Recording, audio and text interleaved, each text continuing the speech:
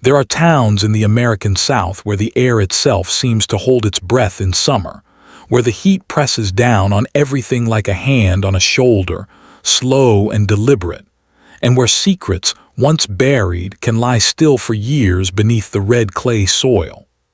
Scottsboro, Alabama, in the summer of 2001, was exactly that kind of town.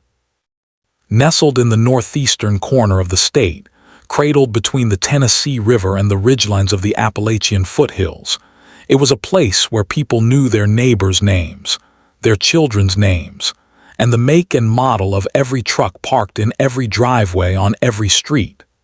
It was, by every outward measure, the kind of place where nothing truly terrible was supposed to happen. And yet, on a Tuesday morning in July of that year, something did. A woman named Patrice Ann Dobbins, 31 years old, a licensed practical nurse, a mother of 2 small children, a woman whose coworkers described her as the kind of person who always remembered your birthday, simply did not show up for her morning shift. Her car sat in the driveway. Her children's breakfast dishes were still on the table. Her coffee mug held half an inch of cold, untouched coffee. And Patrice was gone. For 22 years, no one was charged. No one was convicted. And the question that settled over Scottsboro like morning fog over the river, the question that her sister Dorothy would repeat at every anniversary vigil, standing beneath the same oak tree in the same parking lot of the same small Baptist church, never changed. Where did Patrice go, and who decided she should disappear? To understand what happened to Patrice Ann Dobbins, you first have to understand the geography of the place that shaped her life, and ultimately her absence. Scottsboro sits in Jackson County, Alabama, a county of roughly 53,000 people stretched across river valleys, limestone ridges and dense woodlands that in July turn a deep, almost aggressive green. The town itself, the county seat, had a population of just under 15,000 in 2001, a number that included the kind of multi-generational families who could trace their roots to the same county lines across 5 or 6 generations. There was one main hospital. There were 3 high schools. There were a handful of diners, a Walmart that had opened in the mid-90s and quietly ended the era of the downtown hardware store, and a courthouse square that still carried the architectural memory of another century in its pale limestone columns. The economy of Jackson County in 2001 was what you might charitably call transitional. The industries that had once anchored families, light manufacturing, textile work, some agriculture, had been slowly eroding through the 90s. The hospital and its associated medical facilities had become one of the more stable employers in the region. Which is why Patrice Dobbins, who had grown up in a small house off Willow Street with her mother and 2 sisters, had worked hard to earn her nursing license. It was, in her family's understanding, a path toward something solid, something that couldn't be taken away. Patrice was 31 in the summer of 2001. She stood 5 feet 4 inches tall, had dark brown eyes and close-cropped natural hair, and wore, according to her coworker and friend Lavinia Marshall, the most practical shoes you ever saw. She always said comfortable feet make for a good shift. She had been married for 4 years to a man named Gerald Dobbins, 37, who worked as a supervisor at a distribution warehouse on the south side of town. They had 2 children, Marcus, who was 6, and Janelle, who had just turned 4. The family lived in a rented house on Brentwood Circle, a quiet residential street where the lawns were kept tidy and the neighbors waved from their porches.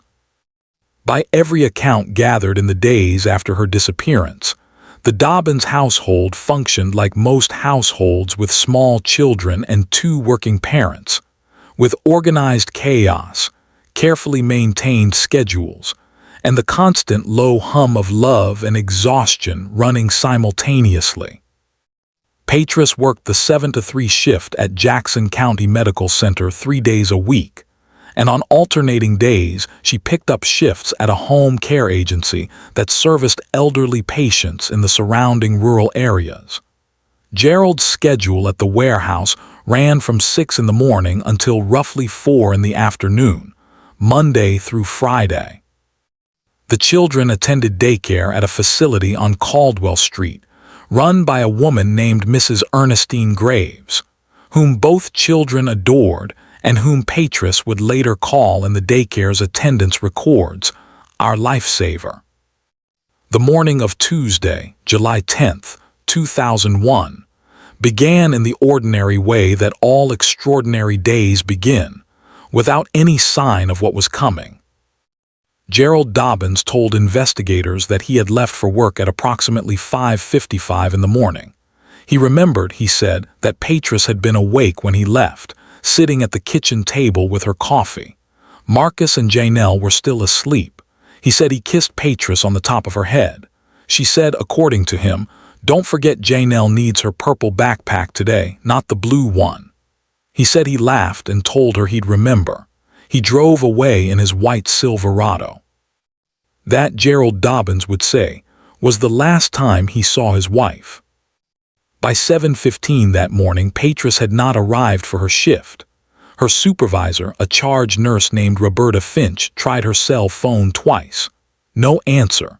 By 7:45, Roberta called Mrs. Graves at the daycare to ask whether Marcus and Janelle had been dropped off. Mrs. Graves said no, neither child had arrived. Roberta Finch later told investigators, "That's when I knew something was wrong. Patrice never missed drop-off without calling. Never." At 8:22, Mrs. Graves, growing alarmed, called Gerald Dobbins at the warehouse. According to warehouse records, the call was logged through the main switchboard. Gerald was paged to the phone. He spoke with Mrs. Graves for approximately 3 minutes. He then, and this would become one of the first details that investigators would quietly turn over in their minds in the weeks that followed, went back to his workstation and continued his shift for another 40 minutes before calling the house. There was no answer at the house. He called Patrice's cell phone. It rang through to voicemail. Gerald Dobbins did not call the Jackson County Sheriff's Office until 10:17 that morning, nearly 2 hours after first learning his wife had not delivered their children to daycare and had not shown up for work. He drove home himself, arriving at the Brentwood Circle house at approximately 10:50. He found the front door locked. His key opened it. Inside, the breakfast dishes were on the table, 2 small bowls with traces of cereal, a child's sippy cup. Patrice's nursing uniform was laid out on the bedroom chair, as if she had set it there the night before and simply never put it on. Her car, a blue 1998 Chevrolet Cavalier, sat in the driveway with both doors locked. Her purse was on the kitchen counter. Her cell phone was on the nightstand, its battery dead. Marcus and Janelle were not in the house. The children, it would be discovered 3 hours later, were at Gerald's mother's house, a woman named Vera Dobbins who lived 20 minutes away in a rural area just outside the town of Woodville. Vera Dobbins told deputies when they arrived at her door that Gerald had brought the children to her house early that morning, around 6:15, before work. She said she hadn't thought anything of it because Gerald sometimes left the children with her when Patrice had an early call. She had not called anyone because, as she said, sitting on her front porch with Marcus on her lap and Janelle asleep inside, Gerald told me Patrice had an emergency call-out and he'd be by after work to get them. The swing in Vera Dobbins' backyard hung perfectly still in the thick July air. A small plastic truck sat overturned in the grass beside the porch steps, its red wheels pointed at the sky. Patrice Ann Dobbins was never seen again. The immediate response by the Jackson County Sheriff's Office was swift once formally initiated. Deputies were dispatched to Brentwood Circle by 11:15. The house was treated as a potential scene of interest. Doors, countertops, and surfaces were documented and photographed. Lavinia Marshall was contacted and arrived at the scene in tears, standing on the sidewalk with her hands pressed over her mouth, staring at the blue Cavalier in the driveway. A missing persons report was filed officially at 12:41 on July 10, 2001. By that afternoon, a formal search of the immediate neighborhood and surrounding areas had begun.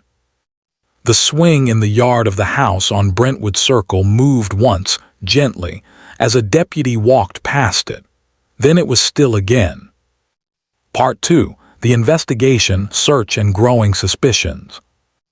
The search for Patrice Ann Dobbins drew on resources that Jackson County could muster in 2001, which, in practical terms, meant deputies, a handful of state troopers, a volunteer ground search team drawn from local hunting and outdoors clubs, and a regional search and rescue unit that arrived from Huntsville by the evening of July 10th.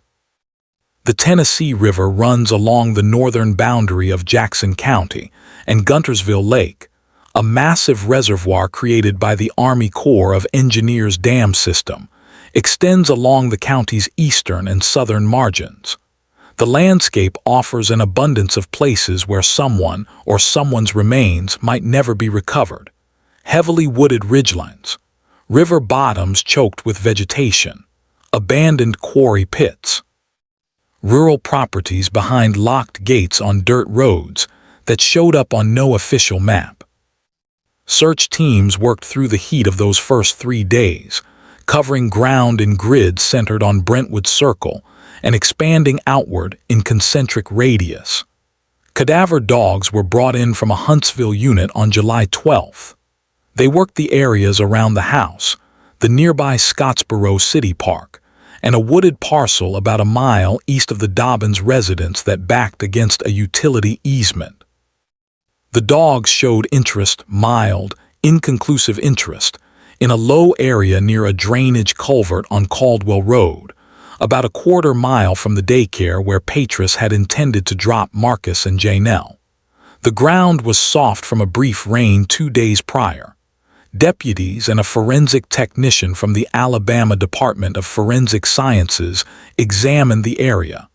They found disturbance in the soil. They found a partial shoe impression, a size 10 or 11 men's athletic sole pressed into the mud near the culvert's concrete edge. They found nothing else. Clear's throat. The media coverage began modestly. A short item in the Jackson County Sentinel on July 11th. A segment on Huntsville's local television news on the 12th. By July 15th, when Patrice had been missing for 5 days and no trace had been found, the story had grown. A woman, a nurse, a mother of 2 young children had vanished from her own home on a quiet residential street in broad daylight. The local news channels ran her photograph, the one her sister Dorothy had provided, Patrice at a family cookout the previous summer, laughing, her head thrown slightly back, wearing a yellow shirt. It became the image the public would associate with her name. That laughing woman in the yellow shirt, alive, present, gone. Volunteers came forward. Community members organized additional search efforts through their churches and social organizations. The First Baptist Church on Gunter Avenue hosted a prayer vigil attended by roughly 200 people. Patrice's mother, Ora Lee Simmons, sat in the front pew and did not speak during the service. She held a folded paper bulletin in both hands and did not unfold it. Gerald Dobbins attended the vigil. He sat beside Ora Lee. He wore a dark blue polo shirt and pressed slacks. Several people hugged him. He accepted each embrace with his arms loose at his sides. Those who knew him said he seemed strangely still. It was a detail that in isolation meant almost nothing. People grieve in wildly different ways. Some people cry loudly and fall apart in public. Others go inward. Others become so still they seem carved from something denser than flesh. Gerald Dobbins, by his own description and by the accounts of those who knew him, was not a demonstrative man under ordinary circumstances. His stillness at the vigil, his composed face, his measured words to the reporters who approached him outside the church, "We just want Patrice home. That's all we want. We want her home." None of these things by themselves meant anything at all. And yet, deputies whispered quietly among themselves about the timeline. The timeline in the days after Patrice's disappearance would become one of the central puzzles of the investigation. Gerald had told investigators he left the house at 5:55. He had, according to his own account, dropped the children at his mother's house in Woodville at approximately 6:15. The distance from Brentwood Circle in Scottsboro to Vera Dobbins' house in the Woodville area is approximately 19 miles by the most direct route, a drive that, under normal traffic conditions on a Tuesday morning, takes roughly 23 to 25 minutes. Investigators noted that if Gerald left at 5:55 and arrived at his mother's at 6:15, that left a window of approximately 20 minutes for a drive that should have taken at least 23. Investigators also noted that Gerald had told Vera he was on his way to work. The warehouse was 18 miles from Vera Dobbins' house in the opposite direction from Scottsboro. His time card at the warehouse showed him clocking in at 7:02. The arithmetic, worked through quietly in a conference room at the sheriff's office on July 14th, produced a gap of approximately 25 to 35 minutes that no one had accounted for. A gap between when Gerald Dobbins left his mother's house and when he arrived at work. A gap wide enough to drive somewhere and come back. A gap wide enough for things to happen. The warehouse was queried about Gerald's arrival. The time card was verified. Several coworkers confirmed they had seen him that morning, though none could say with precision what time he had arrived at his workstation. The security camera footage from the warehouse entrance, grainy, shot in standard definition on a system that recorded over itself every 72 hours, showed Gerald's truck entering the parking lot. The timestamp on the footage read 7:08. But investigators noted in their reports that the camera system's internal clock had previously been documented as running approximately 6 minutes fast. The odometer on Gerald's white Silverado was examined. It was not seized. There was no legal basis for seizure at that stage, but during a voluntary interview on July 13th, Gerald gave investigators permission to photograph the truck. The odometer at that time read 47,882 miles. Gerald's warehouse coworker and carpool acquaintance, a man named Travis Pell, told investigators that he had ridden with Gerald to a lunch run approximately 2 weeks before Patrice's disappearance and had noticed the odometer then. He thought it had read somewhere around 47,730 miles. He was not certain of this. He said it was the kind of number you notice without meaning to. Investigators added this to their growing file of small things that did not fit neatly. There was also the matter of the house itself.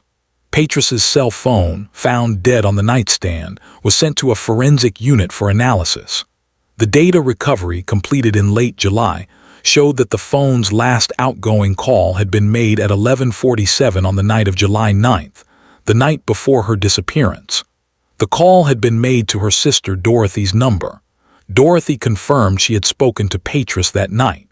She said Patrice had seemed fine, tired, maybe a little quiet, but fine. They had talked for 11 minutes about a family gathering being planned for later in the summer. Dorothy said Patrice had mentioned that she was looking forward to having the kids swim in their grandmother's wadding pool. She said Patrice sounded like Patrice. The last incoming call to Patrice's phone had been received at 12:23 in the morning of July 10th, the morning of her disappearance. The call had come from a number registered to a disposable prepaid phone. That phone was never recovered. Its record vanished into the anonymous landscape of prepaid telecommunications. The investigation moved through the summer and into the fall of 2001 with growing intensity. And then, as investigations sometimes do when evidence remains incomplete and witnesses remain silent, it began to slow. The national news cycle was overtaken entirely by the events of September of that year. The resources available to cold case investigations in small county agencies contracted. Detectives who had worked the case were reassigned. The file was placed in storage. The Dobbins investigation went cold. Gerald Dobbins was never charged. He was interviewed 4 times over the course of the investigation. He maintained consistent answers. He retained an attorney after the 3rd interview, which investigators noted but which carried no legal implication of guilt. He remained in Scottsboro for 2 more years following Patrice's disappearance, raising Marcus and Janelle. He returned to work. He attended church. He coached Marcus's t-ball team in the spring of 2002. And the case file sat in a cabinet. And the question of where Patrice Ann Dobbins had gone remained without an answer. Part 3. The Silence, Years Passing, Life After. 3 years passed, then 5, then 8. Time moves through communities the way water moves through limestone. Slowly, invisibly, dissolving and reshaping what lies beneath the surface without appearing from above, to do much of anything at all. By 2004, Gerald Dobbins had relocated. He moved himself and the children to Decatur, Alabama, a city of roughly 55,000 people on the Tennessee River, about 80 miles southwest of Scottsboro. He found work in warehouse management at a logistics company. He enrolled Marcus and Janelle in their new schools. He told people when they asked, and in a new city fewer people asked, that his wife had left, that she had disappeared, that it had been hard. He was not wrong on either count. Oralee Simmons, Patrice's mother, remained in Scottsboro. She cleaned houses for a living and kept Patrice's photograph on the mantelpiece beside a small ceramic figurine of a hummingbird that Patrice had given her one Mother's Day when Patrice was 9 years old. Oralee did not speak about Gerald Dobbins in the years after Patrice's disappearance, at least not in any recorded conversation or interview. What she thought, what she knew, what she suspected, she kept these things folded close, the way you keep a letter you've read so many times it's soft along the creases. Dorothy Simmons, Patrice's younger sister, was less quiet. Dorothy had never stopped believing that the answer to Patrice's disappearance lived close to home. She had told investigators as much in 2001. She had been told, politely, that the matter was ongoing. She had been told, less politely, to be careful about making accusations she couldn't substantiate. She had stopped attending the same church as Vera Dobbins in 2002 after a conversation in the parking lot that both women would later refuse to describe in full. Dorothy worked as a school cafeteria supervisor and kept a folder, a physical manila folder, added to over the years with newspaper clippings, printouts, notes in her own handwriting that she called privately Patrice's file. Clear's throat. The children grew up in Decatur. Marcus became a teenager who, by accounts from his teachers, was bright and careful and somewhat remote.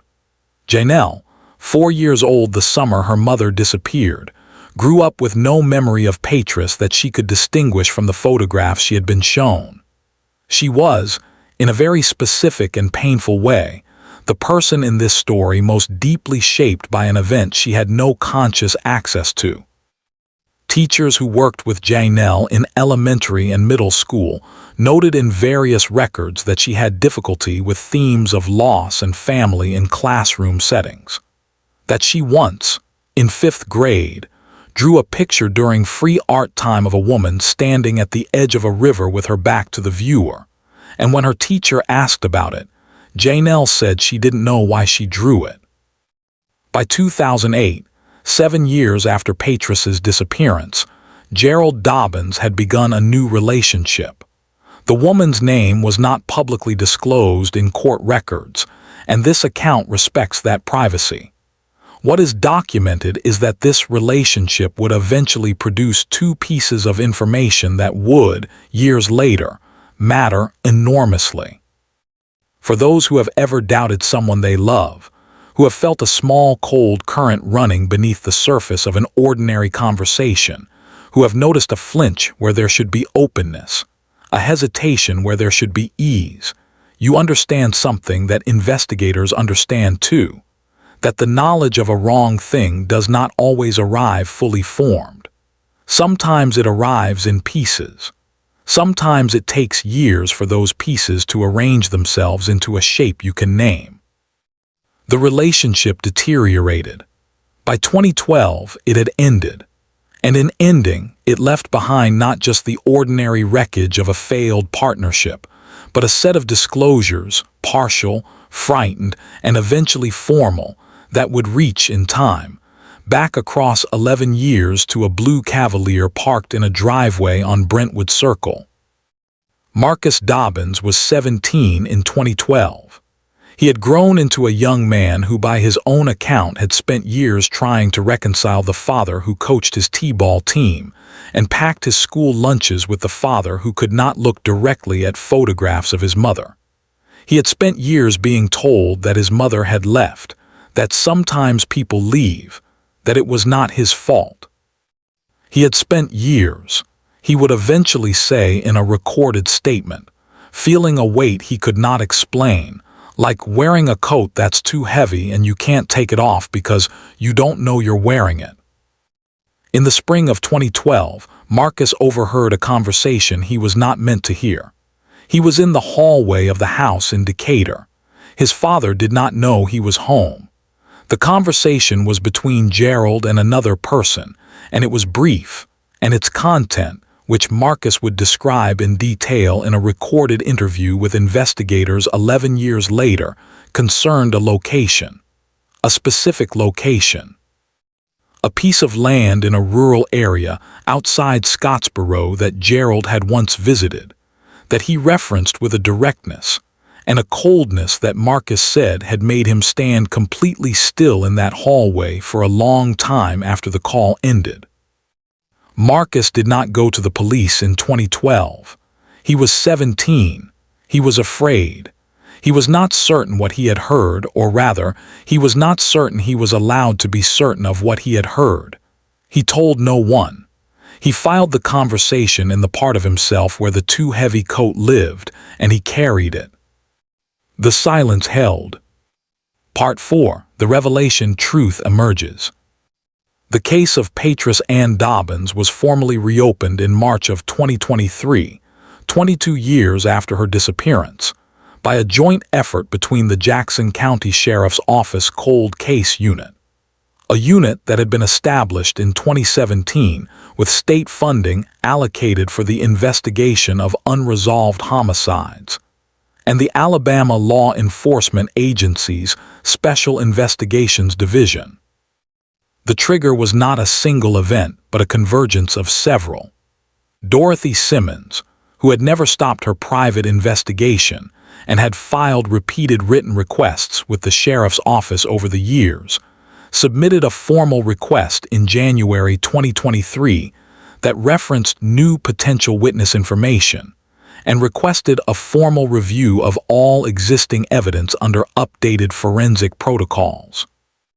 At the same time, and independently, a contact made through an online database maintained by a national missing persons advocacy organization had connected a volunteer investigative researcher with Marcus Dobbins, now 28 years old, living in Nashville, Tennessee, and working in construction management.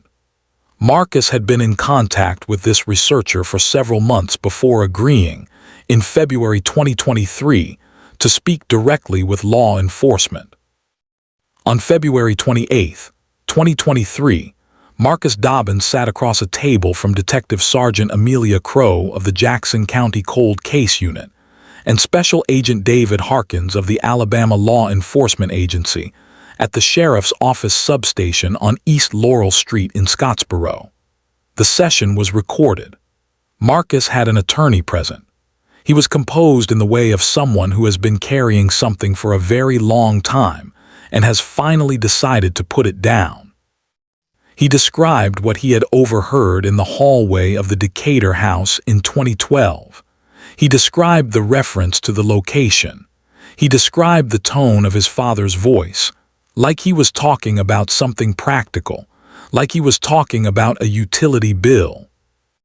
He described the years of small accumulations, the way his father would go quiet when Patrice's name came up in conversation, the way he had once, when Marcus was about 12, taken Marcus's hand during a television news segment about a missing persons case and held it very tightly without saying anything. He described a conversation from the summer of 2018 in which Gerald, who had been drinking, had said to Marcus, and Marcus recited this quietly, without drama, "Your mama made choices. People make choices and those choices have ends." He described a second location reference, this one more recent. In December 2022, Gerald had been hospitalized briefly for a cardiac episode. Marcus had visited him in the hospital in Decatur. Gerald had been medicated and less guarded than usual. He had said, in a moment that Marcus recorded on his phone without his father's knowledge, "I know where she is. I always knew where she was. She's not coming back, and that's all you need to know." The recording was of poor quality, taken in a hospital room with ambient noise, but its content was audible. Its content was documentable. Clears throat. Detective Sergeant Crow later noted in her case summary, "The recording, while not in itself sufficient for charges, provided direction for investigative resources that had previously been without a credible geographic focus." The geographic focus became the rural parcel east of Scottsboro that Marcus had referenced, a piece of land near a gravel access road that ran off State Route 35 toward a property that had been sold twice since 2001 and was currently unoccupied, its previous owners having relocated out of state. On March 11th and 12th, 2023, a specialized forensic team from the Alabama Department of Forensic Sciences conducted a ground-penetrating radar survey of the property, focusing on two low-lying areas at the rear of the parcel, near the edge of a dry creek bed that ran along the property's eastern boundary. On March 12th, at approximately 2:40 in the afternoon, the ground-penetrating radar detected an anomaly in the soil approximately 4 feet below ground level in an area roughly 30 meters from the creek bed. The anomaly was consistent, according to the forensic team's report, with a disturbed burial. Excavation began on March 14th, under warrant, supervised by the Alabama Department of Forensic Sciences and documented by both law enforcement and the county medical examiner. At a depth of approximately 4 feet and 2 inches, in soil that had been deliberately turned and had settled over more than 2 decades into a configuration distinct from the surrounding undisturbed ground, investigators recovered human remains. The recovery process took 2 days.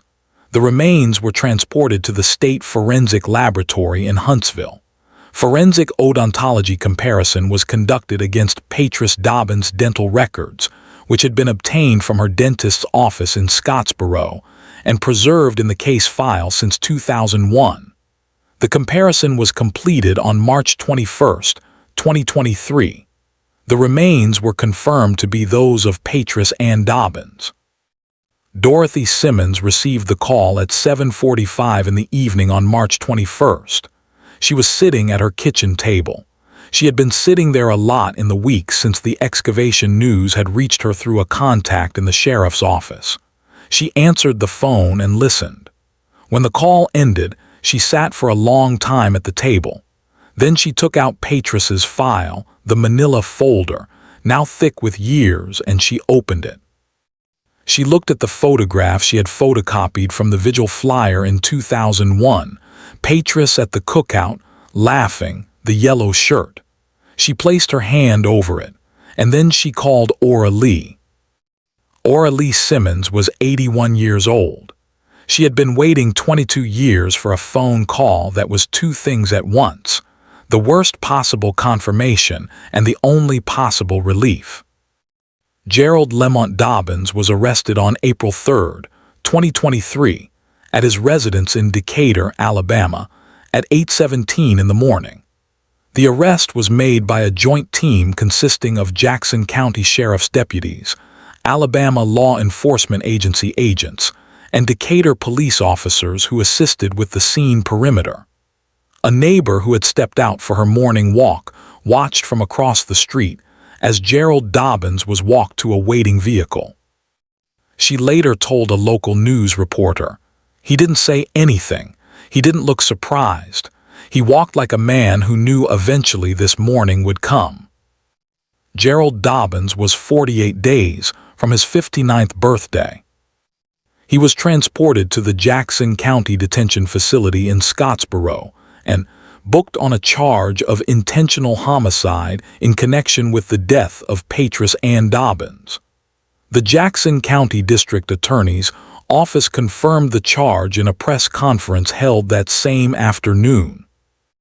District Attorney Carla Hennessy, a composed woman in her early 50s with 20 years of prosecutorial experience, stood at a podium outside the courthouse on East Laurel Street and said the following: "After 22 years, the investigation into the disappearance and death of Patrice Ann Dobbins has produced sufficient evidence to support charges against an individual who will now be held to account in a court of law.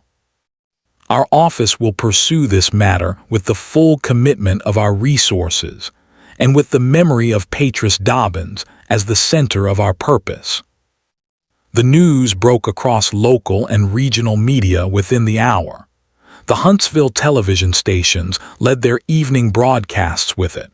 The Jackson County Sentinel published a digital update within 40 minutes of the press conference. By the following morning, the story had been picked up by state and national news wire services.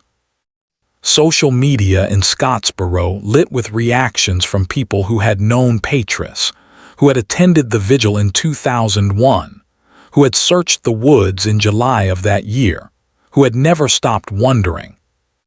Those who had always believed what Dorothy had believed did not say they had been right. They simply allowed themselves to feel what they had long been holding aside. Those who had doubted, and there were those who doubted because Gerald Dobbins had been a neighbor, a coworker, a t-ball coach, a church pew occupant, had a harder afternoon.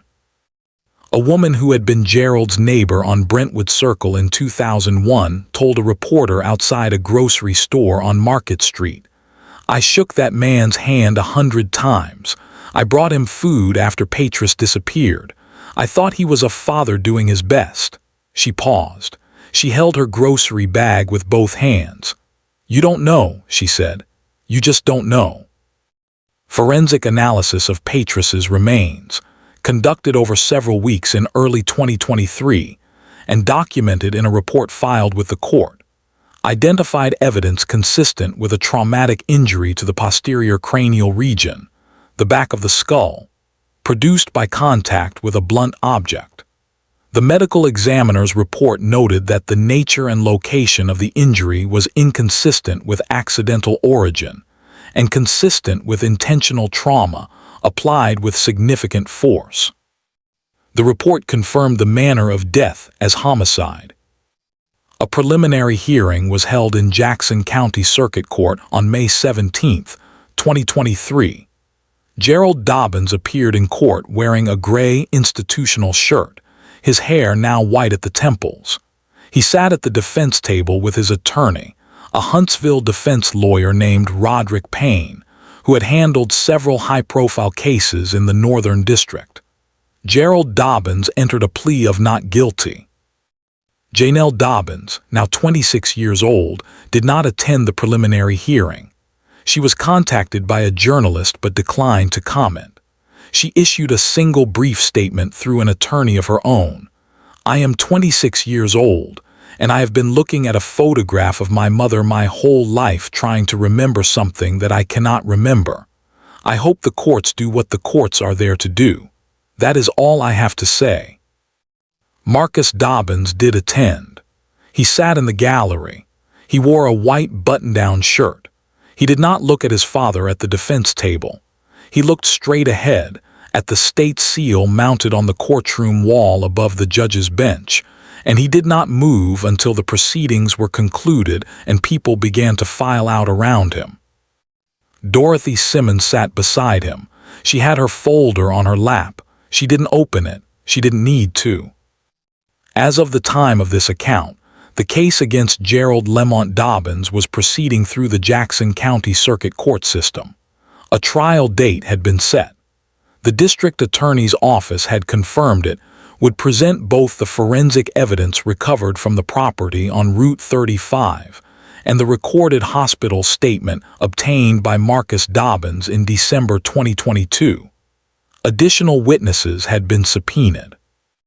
The defense had filed several pretrial motions, including a motion to suppress the hospital recording, which the court had taken under advisement. The shoe impression preserved in the mud near the Caldwell Road drainage culvert in July 2001, held in forensic storage for 22 years, had been re-examined using updated three-dimensional mapping techniques.